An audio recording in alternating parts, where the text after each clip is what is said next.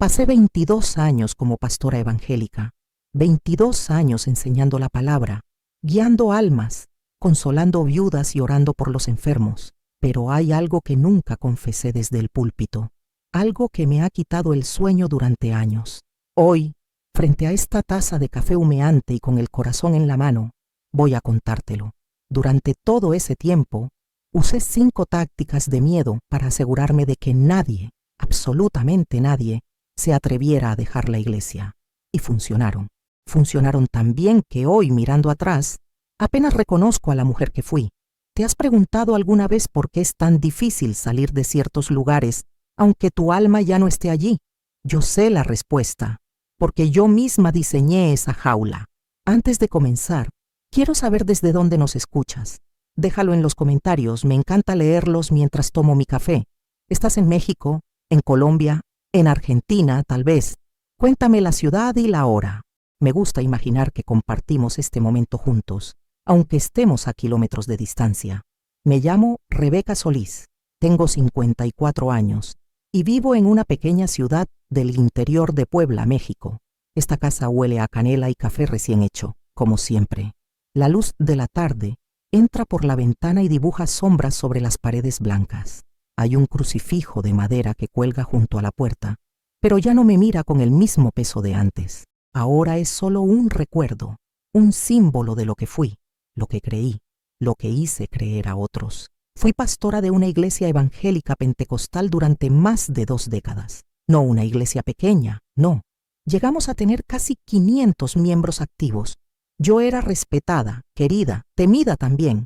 Las mujeres me pedían consejo. Los hombres bajaban la mirada cuando hablaba desde el altar. Los jóvenes me llamaban Mamá Rebeca. Y yo creía que estaba sirviendo a Dios. Creía que cada palabra que salía de mi boca venía directamente de Él. Pero la verdad, hija mía, es que muchas veces esas palabras no venían del cielo. Venían del miedo, del control, de la necesidad de mantener el rebaño unido, costara lo que costara. Hoy quiero contarte cómo lo hice, cómo manipulé, sin saberlo al principio, y luego con plena conciencia, las emociones y las creencias de cientos de personas. Y cómo, al final, esas mismas tácticas se volvieron contra mí. Porque el miedo, queridos míos, siempre termina devorando a quien lo siembra. Respira hondo conmigo, toma tu café y déjame llevarte a un viaje que nunca imaginé que compartiría con nadie. Un viaje al corazón oscuro de la fe manipulada y a la luz que encontré cuando finalmente me atreví a dejarlo todo atrás. Nací en una familia profundamente religiosa. Mi padre era diácono de una iglesia bautista en Oaxaca y mi madre dirigía el coro de alabanza. Crecí entre himnos, ayunos y vigilias que duraban hasta el amanecer. A los 17 años sentí el llamado, o al menos eso me dijeron que era. Una noche, durante un retiro espiritual en las montañas, caí al suelo llorando, temblando, hablando en lenguas que no entendía.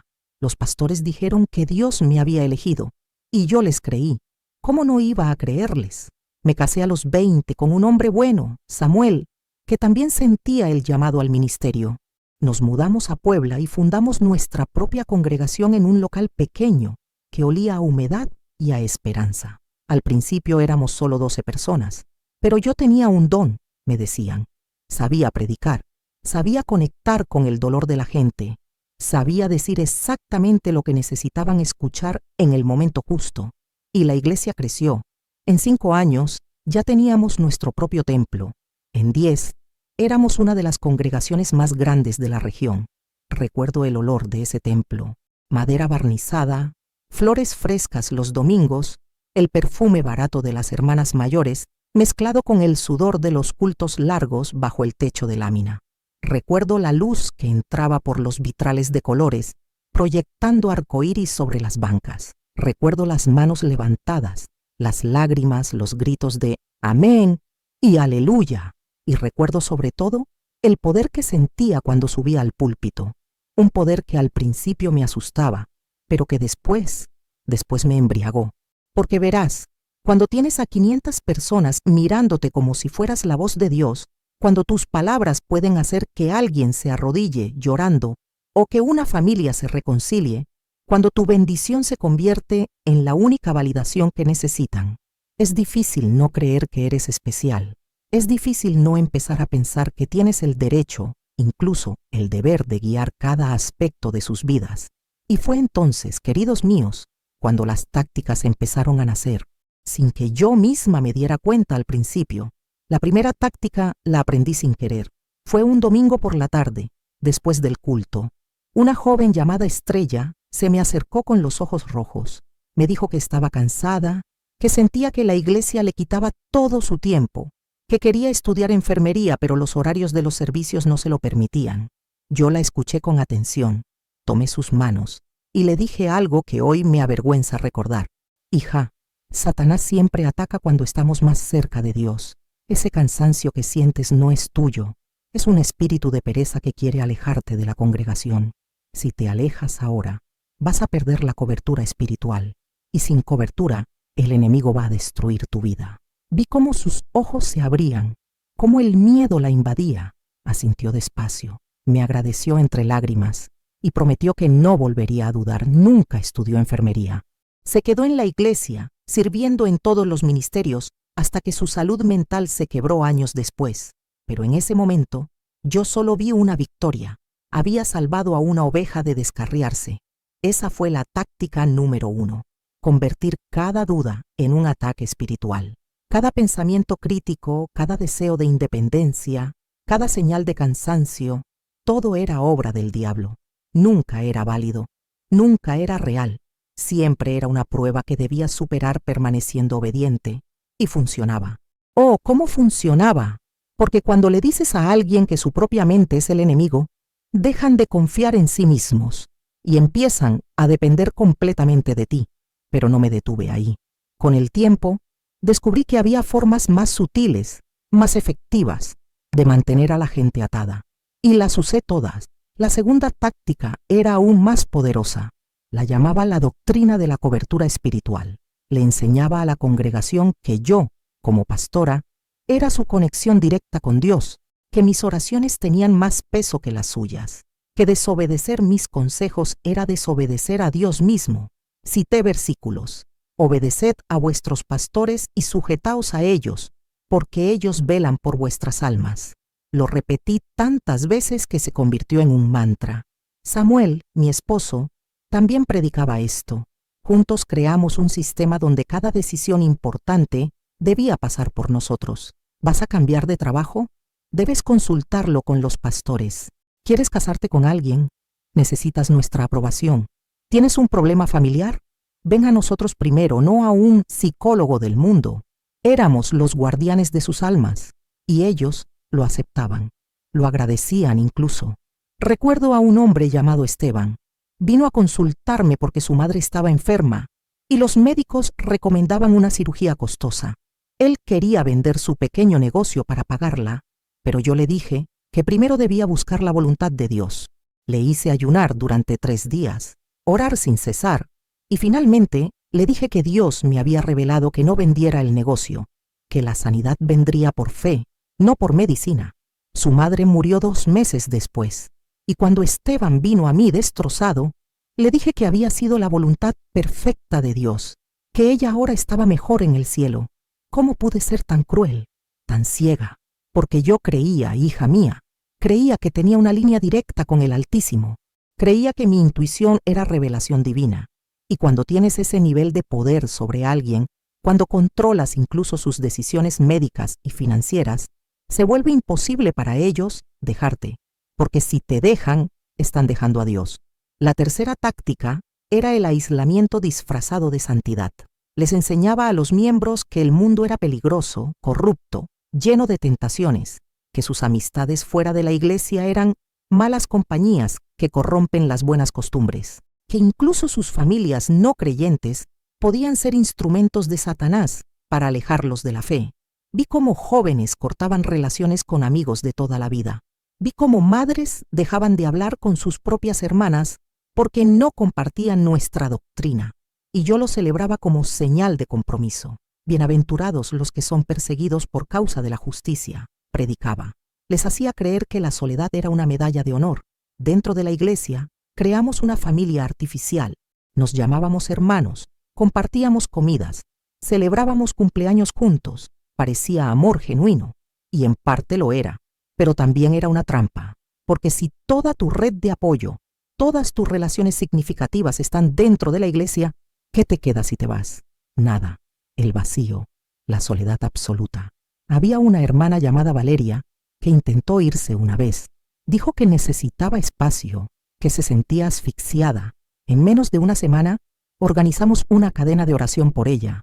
Le enviamos mensajes, visitamos su casa, lloramos en su puerta. Le dijimos que la amábamos, que no podíamos perderla, que estábamos preocupados por su alma. Y ella volvió, no porque quisiera, sino porque la soledad le resultó insoportable, porque fuera de nosotros no tenía a nadie.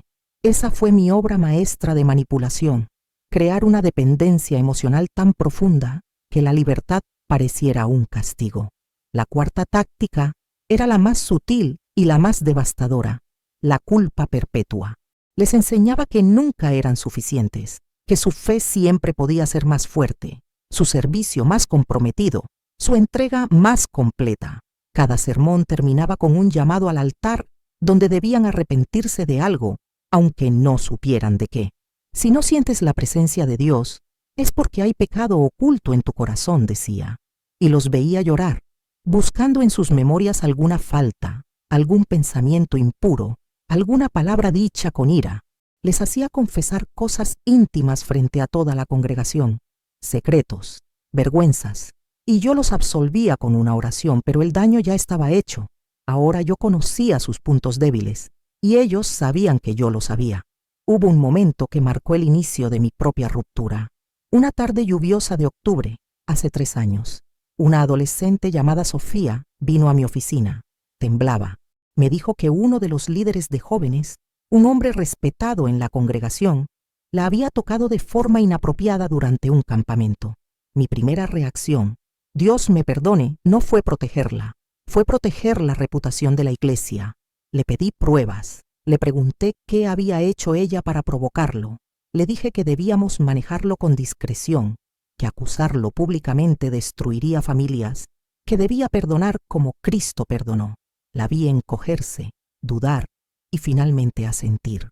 Se fue de mi oficina con la cabeza baja y yo me quedé sentada en el silencio, con el sonido de la lluvia golpeando la ventana, sintiendo por primera vez en años que algo dentro de mí estaba profundamente roto. Si esta historia está tocando tu corazón, déjame un like para saber que me acompañas. Y si quieres, comparte en los comentarios si alguna vez has sentido esa presión de permanecer en un lugar que ya no te hace bien. No estás sola, querida mía. No estás sola. Esa noche no pude dormir. Di vueltas en la cama mientras Samuel roncaba a mi lado. Las palabras de Sofía resonaban en mi mente. Y por primera vez me pregunté, ¿cuántas veces había hecho esto? ¿Cuántas veces había protegido a los poderosos y sacrificado a los vulnerables? ¿Cuántas Sofías había silenciado en nombre de la unidad del cuerpo de Cristo? Empecé a recordar. A Daniela, que denunció abuso doméstico, y a quien le dije que debía someterse a su esposo como al Señor. A Javier, que confesó su homosexualidad, y a quien sometía terapia de liberación, que lo dejó con cicatrices psicológicas profundas. A Marta, que perdió a su hijo porque confió en mi consejo de no vacunarlo, de que la oración era suficiente. La quinta táctica, la más cruel de todas, era esta: hacerlos cómplices de su propia opresión, hacerles creer que su sufrimiento era voluntad de Dios, que su dolor era purificación, que su silencio era virtud, y que si algo salía mal, era porque su fe no había sido suficiente. Nunca era responsabilidad mía, nunca era el sistema, siempre eran ellos. Durante meses viví con esa culpa creciendo como un tumor en mi pecho. Seguí predicando, seguí sonriendo, seguí bendiciendo. Pero algo había cambiado. Veía a mi congregación con otros ojos. Veía el cansancio en los rostros de las madres que servían en 5 ministerios diferentes. Veía el miedo en los ojos de los jóvenes que no se atrevían a hacer preguntas. Veía la resignación en las mujeres que soportaban abusos porque yo les había dicho que el divorcio era pecado. Y me di cuenta de que yo misma era prisionera de mi propia doctrina. Porque si ellos no podían irse, yo tampoco. Si ellos debían obedecer, yo debía mantener la autoridad. Estábamos todos atrapados en una red que yo misma había tejido. Un día, mientras preparaba un sermón sobre el perdón, rompí a llorar sobre mi Biblia. Las lágrimas mancharon las páginas de Mateo 23, donde Jesús reprende a los fariseos. Atáis cargas pesadas y difíciles de llevar, y las ponéis sobre los hombros de los hombres, pero vosotros ni con un dedo queréis moverlas. Me vi reflejada en cada palabra. Yo era la farisea. Yo era la que cargaba a otros con yugo que ni yo misma podía soportar. Esa tarde tomé una decisión que cambiaría mi vida para siempre. Busqué a Sofía. Fui a su casa sin avisar. Su madre me recibió con reverencia, pero Sofía me miró con ojos vacíos. Me senté frente a ella y por primera vez en 22 años de ministerio, hice algo que nunca había hecho. Le pedí perdón. Lloré. Le dije que había fallado, que la había traicionado, que no merecía su confianza. Ella no dijo nada, solo asintió, pero en sus ojos vi algo que me rompió más que cualquier reproche. Alivio de que alguien finalmente reconociera su dolor. Comencé a investigar. Hablé con expastores. Leí libros sobre abuso espiritual. Escuché testimonios de personas heridas por iglesias como la mía y descubrí que las 5 tácticas que yo había usado tenían nombre: manipulación, control coercitivo, aislamiento social, gaslighting espiritual y victimización del vulnerable. No eran estrategias de Dios, eran herramientas de abuso. Si esta historia está resonando en ti, quiero que sepas que en nuestra área de miembros compartimos reflexiones más profundas y personales sobre estos temas. Es un espacio de sanación y apoyo mutuo. Puedes unirte cuando quieras. Siempre eres bienvenida, querida mía. Allí hablamos sin miedo, sin juicio, solo con amor y verdad. Decidí renunciar, pero no podía simplemente irme. Tenía una responsabilidad con las personas a las que había dañado. Preparé un sermón diferente, un sermón que sabía me costaría todo. El domingo 15 de marzo de 2023, subí al púlpito por última vez. Mis manos temblaban mientras sostenía el micrófono. Samuel me miraba desde la primera fila con preocupación. Comencé hablando de las 5 tácticas, una por una. Les expliqué cómo las había usado. Les pedí perdón públicamente. Vi rostros confundidos, algunos enojados, otros llorando. Reconocí mis errores. Les dije que habían sido manipulados, que merecían libertad, que Dios no era un tirano que exigía obediencia ciega a líderes imperfectos como yo. Hermanos, dije con voz quebrada, durante años les enseñé que irse de esta iglesia era irse de Dios. Hoy les digo la verdad. Dios es más grande que estos muros, más grande que mi autoridad, más grande que cualquier institución. Y si necesitan irse para sanar, para crecer, para ser libres, váyanse con mi bendición, porque el amor verdadero no retiene, el amor verdadero libera. El silencio que siguió fue ensordecedor. Dejé el micrófono en el púlpito y salí del templo. Samuel me siguió, furioso. Me dijo que había destruido todo lo que habíamos construido, que estaba loca, que el enemigo me había confundido. Esa noche dormí en casa de mi hermana y al día siguiente recibí la notificación. Había sido destituida como pastora. La junta directiva había votado unánimemente en mi contra. Perdí mi matrimonio. Samuel no pudo perdonarme por traicionar el ministerio. Perdí mi reputación. Otros pastores de la región me llamaban apóstata. Perdí mi sustento económico. Pero por primera vez en décadas, queridos míos, pude respirar. En los meses que siguieron, reviví cada memoria con una claridad dolorosa. Recordé la primera vez que usé el miedo para controlar. Tenía 28 años y una hermana llamada Rosa quería dejar la iglesia para mudarse con su novio.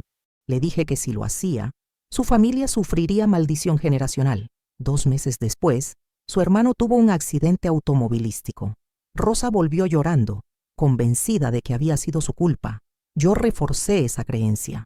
¿Ves lo que pasa cuando desobedeces?, le dije.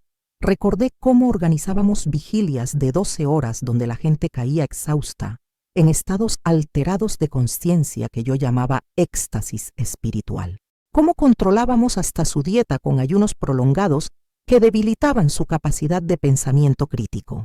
Cómo usábamos música repetitiva, luces y técnicas de presión grupal para inducir experiencias emocionales que ellos interpretaban como encuentros divinos.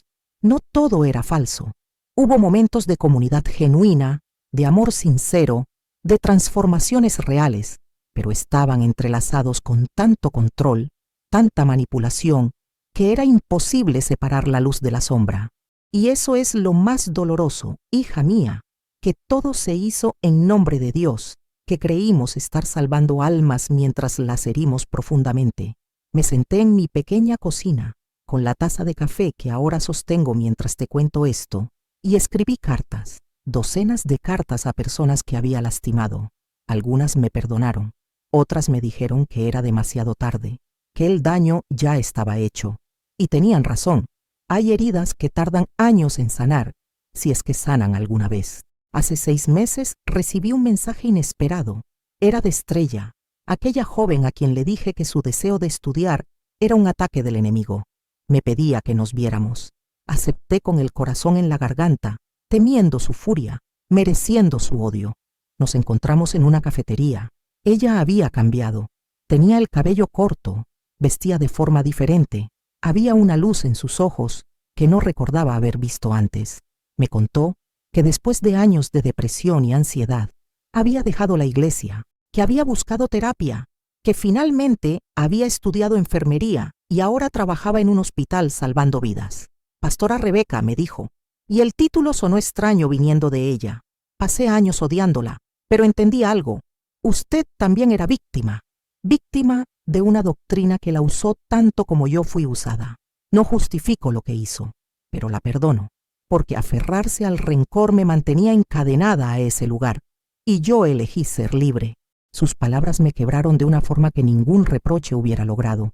Le agradecí entre lágrimas, y le pregunté algo que me había atormentado. ¿Cómo supiste que era momento de irte? Ella sonrió con tristeza, cuando me di cuenta de que tenía más miedo de Dios que amor por Él, cuando entendí que una fe basada en el terror no es fe, es esclavitud. Esa conversación fue mi revelación final. Comprendí que mi propio camino hacia el liderazgo había estado marcado por esas mismas tácticas, que yo también había sido condicionada desde joven a creer que dudar era pecar, que obedecer era virtud, que el miedo era sabiduría. Fui víctima antes de ser victimaria, y ese ciclo tenía que romperse. Tomé la decisión más difícil de mi vida: hablar públicamente, crear espacios donde pudiera compartir lo que había aprendido, advertir a otros, ayudar a sanar a quienes habían pasado por experiencias similares, no para destruir la fe de nadie, sino para liberarla del abuso. Porque creo, queridos míos, que Dios es amor, y el amor verdadero no manipula, no controla, no aterroriza. Empecé este canal, este espacio donde nos sentamos con café a conversar sin máscaras, donde puedo decir la verdad sin miedo a perder posición o poder, porque ya no tengo ninguna que perder, donde puedo ser simplemente Rebeca, una mujer de 54 años que cometió errores terribles y está aprendiendo a vivir con ellos. Las 5 tácticas que usé están presentes en miles de iglesias, comunidades y grupos religiosos alrededor del mundo. Primera, convertir la duda en pecado. Segunda, centralizar la autoridad espiritual en líderes humanos. Tercera, aislar socialmente a los miembros. Cuarta, cultivar culpa perpetua. Quinta, hacer a las víctimas responsables de su propio sufrimiento. Si estás en un lugar donde reconoces estas tácticas, quiero que sepas esto: no estás loca, no eres débil, no te falta fe. Estás siendo manipulada y mereces libertad. Mereces una espiritualidad que te haga crecer, no que te encoja, que te dé alas, no cadenas, que te enseñe a pensar, no a obedecer ciegamente. Si llegaste hasta aquí, déjame en los comentarios para saber que no estoy sola contando estas historias. Y si deseas apoyarnos y acceder a contenido más profundo, reflexiones privadas y un espacio seguro de sanación, únete a nuestra comunidad de miembros. Te esperamos con cariño. Activa la campanita y suscríbete para más testimonios impactantes. Cada día sube uno nuevo. Hablar públicamente tuvo consecuencias inmediatas. Recibí amenazas de expastores que me acusaban de estar al servicio de Satanás. Mi familia se dividió. Mi padre dejó de hablarme. Mi madre me llama a escondidas llorando pidiéndome que me retracte. Samuel se volvió a casar con otra mujer de la iglesia que ahora ocupa mi lugar como pastora. La vida que conocí se desintegró completamente. Pero también recibí cientos de mensajes de personas agradecidas, de hombres y mujeres que habían estado años en terapia, procesando el daño de iglesias abusivas y que encontraron validación en mis palabras, de jóvenes que estaban considerando el suicidio porque creían que eran irreparables y que ahora empezaban a sanar, de madres que habían perdido a sus hijos por doctrina y que finalmente entendían que no había sido su culpa. Tuve que reconstruir mi identidad desde cero. ¿Quién era Rebeca sin el título de pastora? ¿Qué valor tenía sin una congregación que la reverenciara? ¿Cómo se vive sin la estructura que definió cada aspecto de tu existencia durante 22 años? Fueron preguntas dolorosas que enfrenté en noches de insomnio, en sesiones de terapia, en largas caminatas solitarias.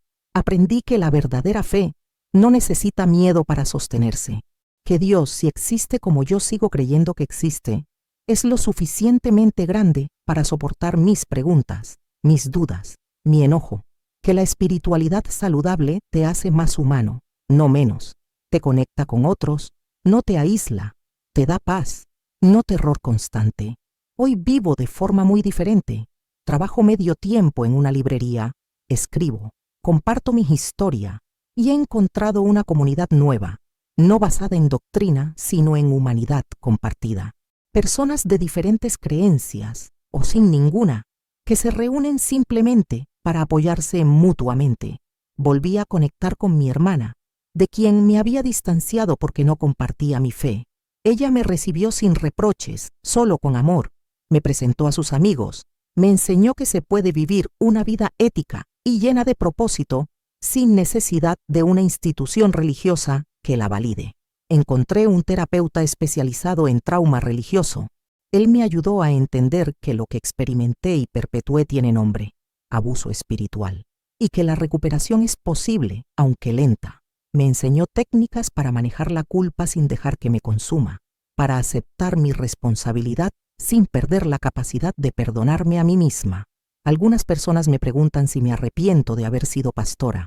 La respuesta es compleja. Me arrepiento del daño causado. No me arrepiento del camino, porque me trajo hasta aquí. Me hizo quien soy y me dio la oportunidad de hacer algo bueno con tanto dolor.